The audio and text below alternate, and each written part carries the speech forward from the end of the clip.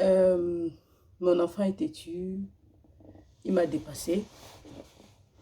Ce sont des phrases tellement indignes d'un parent, indignes d'une maman surtout parce que le père peut encore se permettre de dire une chose pareille parce qu'il n'est pas souvent à la maison. Mais une maman qui le dit, c'est indigne. Pourquoi? Parce que ton enfant fait comment pour te dépasser? Oui, après 10 ans, tu peux dire une chose pareille et on tolère parce qu'on se dit qu'après 10 ans, il y a la puberté qui entre en jeu, les hormones sexuelles sont en train de jouer les saltos à ton enfant, donc il ne t'écoute pas vraiment. Avant 10 ans, ça n'a pas sa place. Pour la simple raison que c'est à cet âge-là que tu donnes la vraie éducation à ton enfant. L'éducation de l'enfant commence dès la naissance. Dès la naissance, ça veut dire que dès qu'il pousse son premier cri jusqu'à X âge. Et dès qu'il pousse son premier cri, il ne voit pas, mais il entend, il écoute depuis le ventre. Ça veut dire que si tu parles à ton enfant lorsque tu es en train de l'allaiter, si tu peux communiquer avec lui, c'est très important, c'est très capital. Tu trouves l'opportunité de lui passer des messages, de lui parler, de chanter pour lui, de lui dire des choses, de prier avec lui. Alors, tu es en train de lui donner une éducation. Et lorsque l'enfant grandit, de plus en plus d'enfants grandissent, vers 4 à 5 mois, l'enfant commence à voir clairement, c'est-à-dire que sa vision est plus claire, il commence à distinguer, alors ça veut dire qu'il te voit bien, très bien. Peut-être certains enfants, c'est même avant, et il peut distinguer à travers ton expression faciale et ta gestuelle, si tu es fâché, triste, joyeux, il peut même te tester. Et lorsqu'on arrive à l'âge de 7 mois, par là, quand l'enfant commence à ramper, l'enfant commence à se ramasser les choses pour mettre dans la bouche, c'est pas que tu vas dire l'enfant ne comprend pas, ce n'est qu'un enfant et tu ne lui donnes pas l'éducation. Jusque-là, tu lui donnes l'éducation. S'il pleure beaucoup, il faut lui dire non, tu ne pleures pas beaucoup, tu as mangé, tu es propre, je t'ai donné le sein, je t'ai donné ce que tu voulais, il faut que tu regardes la télé maintenant ou alors il faut que tu me laisses travailler, joue avec tes jouets, tu lui donnes les trucs. C'est comme ça que tu parles à ton enfant. Et tu lui dis non, c'est pas bien parce que maman est fatiguée, maman veut faire ceci, maman veut faire cela, maman est à côté de toi, tu sais que je t'aime mon bébé, je dois préparer pour le reste de la famille, si je ne mange pas, je ne vais pas bien prendre soin de toi. Ce sont des choses que tu lui dis. Tu amènes l'enfant à comprendre. Et ça, c'est dès le bas âge. C'est dès la naissance. C'est-à-dire que quand tu es en train de travailler, il pleut, il veut que tu le portes beaucoup. Tu dis non, chérie, tu es correct. Pourquoi je devrais te porter? Non, tu restes là-bas parce qu'il faut que tu gagnes ton indépendance. C'est comme ça qu'on éduque l'enfant. Ça n'a rien à voir avec les cris, les insultes par-ci, par-là, à rappeler à l'enfant comment le père, comment il est comme son père. Parfois, vous dites qu'il est comme son père. Parfois, vous dites des choses que vous lui rejetez la faute, les conséquences de votre mauvais choix. Si vous avez fait un enfant avec un homme qui vous a abandonné, cet enfant n'y est pour rien. C'était votre choix. Il n'était pas là. Ce n'est pas lui qui vous a demandé de ne pas mettre le préservatif. Donc, pourquoi devrait-il porter les souffrances, les mauvaises paroles que vous lui versez parce que un homme vous a abandonné? Pourquoi vous ne pouvez pas voir cet enfant comme un ange? Par exemple, vous n'étiez pas prêt, ce n'était pas encore le moment, mais il est quand même entré. Qu'est-ce qui vous a empêché de mettre le préservatif? Pourquoi vous ne pouvez pas voir ça comme un signe? Comme le destin, c'est votre destin, c'est Dieu qui a décidé. Qu'est-ce que lui, il a à voir dans ça au point de recevoir les insultes comme quoi, regarde la tête comme pour ton père, tu es un vaurien, tout ça, tout ça, tout ça. Tu es têtu. Je ne sais pas pourquoi il doit recevoir tout ça. Et comme je disais tout à l'heure, c'est très indigne du mère de dire que son enfant est têtu, il l'a dépassé devant les gens. Je sais que ça peut être de la frustration de la société, le feedback des voisins, oh ton enfant est têtu, n'écoute pas, la tante maternelle, la tante paternelle, les grands-parents et tout, le père, les soeurs, les frères, tout ça, et même l'école. Mais vous êtes la maman, vous êtes le roc de cet enfant. C'est sur vous qu'il se dépose. Si vous le lâchez, il n'a plus personne. Vous devez le défendre avec la dernière énergie. Ça ne veut pas dire qu'il faut aller lutter à gauche et à droite, non. Si quelqu'un vous fait la remarque que votre enfant est têtu, il n'écoute pas, ça prouve à suffisance que vous avez du travail à faire. Donc, en ce moment-là, vous vous rendez compte que vous avez un peu plus de challenge. On utilise le mot challenge. Mon enfant me met un peu en difficulté et donc élever mon enfant ou éduquer cet autre enfant c'est un challenge pour moi. Et quand c'est un challenge, qu'est-ce qu'on fait face au challenge? On cherche des stratégies pour vaincre ce challenge ou pour surmonter la difficulté qui est là. Et chercher des stratégies commence par le feedback que les gens te donnent. Ce que les gens te disent, oh, il est égocentrique, il est égoïste, il n'écoute pas les gens, il n'est pas attentionné, il n'écoute pas. Mais tu ne peux pas mettre cette étiquette de têtu sur lui. Les autres mettent, tu dois pouvoir prendre ça, utiliser ça bien et pouvoir l'élever avec. Et quand on parle de challenge, ça veut dire qu'il faut trouver les stratégies. L'une des stratégies, ou du moins les stratégies que je vous ai toujours proposées à travers mes vidéos ou à travers mes tests sur Facebook, c'est jouer au puzzle avec votre enfant, jouer le Scrabble avec vos enfants, faire la peinture, faire la coloration, faire le dessin, faire des activités ensemble, communiquer. Ce sont des activités qui travaillent sa patience. Ce n'est pas facile de faire le puzzle. Vous, adultes, vous ne pouvez pas faire le puzzle n'importe comment.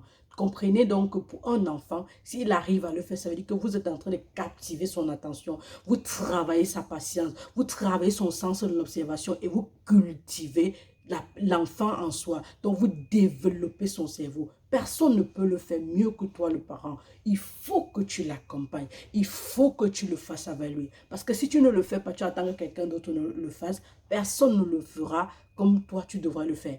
Et si c'est parce que tu n'as pas le temps, tu travailles beaucoup, tu as X, Y, maman, laisse-moi te dire que tu dois mettre un stop et te demander quelle est ta priorité. Ta priorité, c'est ton enfant. L'enfant, ce que tu vois là, ça passe. Et quand ça passe, on ne vit qu'avec les regrets parce qu'on ne peut plus rentrer en arrière.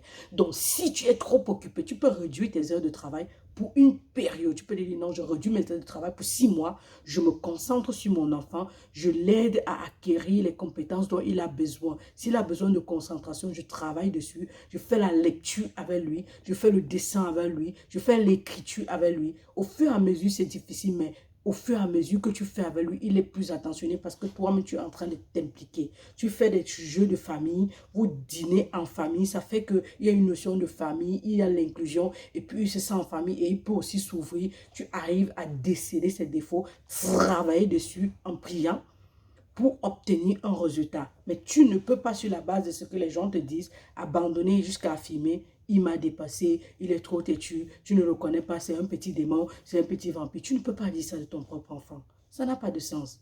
C'est non seulement ridicule, c'est indigne d'un parent, d'une mère, mais c'est terrible, c'est très catastrophique. Tu peux le faire, c'est un challenge.